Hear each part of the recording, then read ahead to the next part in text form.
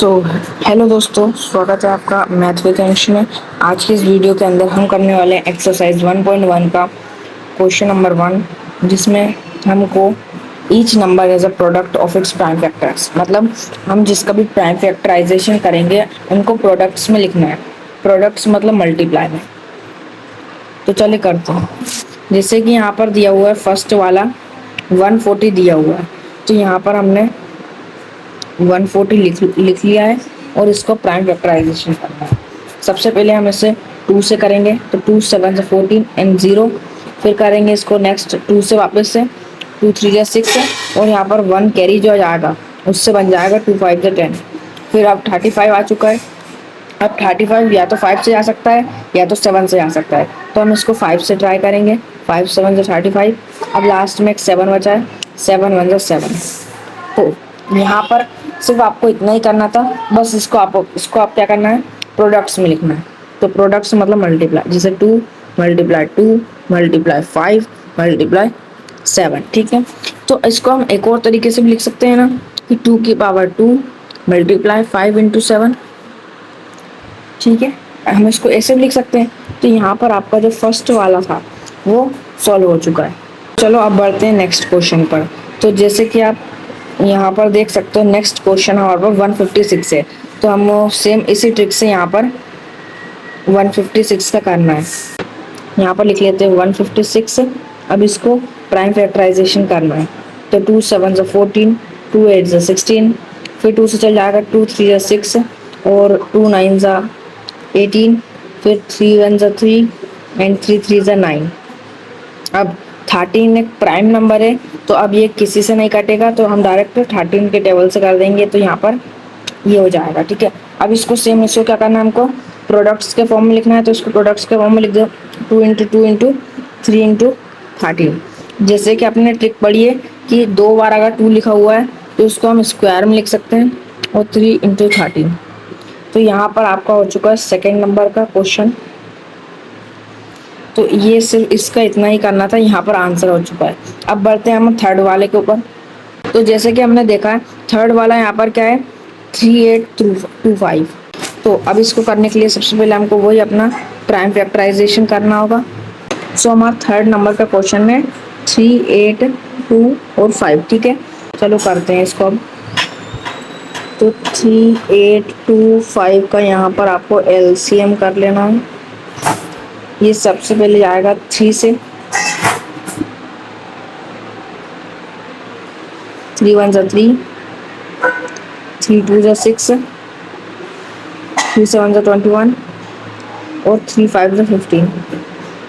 फिर ये जाएगा वापस से 3 से, 3 4 जा 12, 3 2 जा 6 और 3 5 जा 15। अब ये जाएगा 5 से, 5 8 जा 40, 5 5 जा 25, फिर से 5 से, 5 1 जा 5, 5 7 जा 35 और ये लास्ट में चल जाएगा 17 से।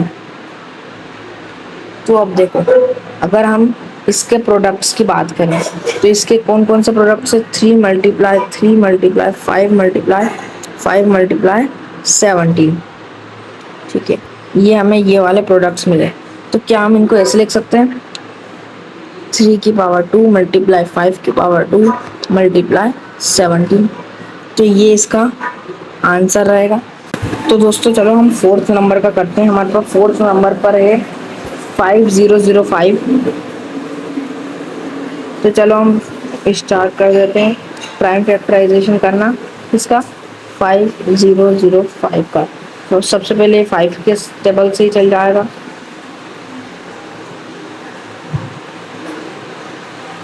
यहाँ पर 5 1 5 और 0 0 और 5 1 5। ठीक है, यहाँ पर फिर जाएगा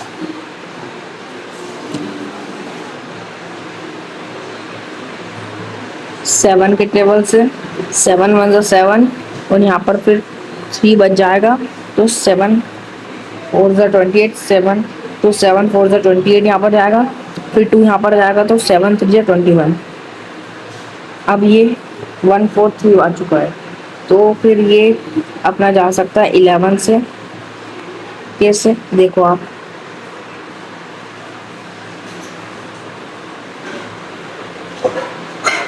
11 वन से 11 और यहाँ पर 3 बनेगा तो ये 11 चले 30 और ये डायरेक्ट 13 के टेबल से वंस फर्स्ट टाइम में चल जाएगा।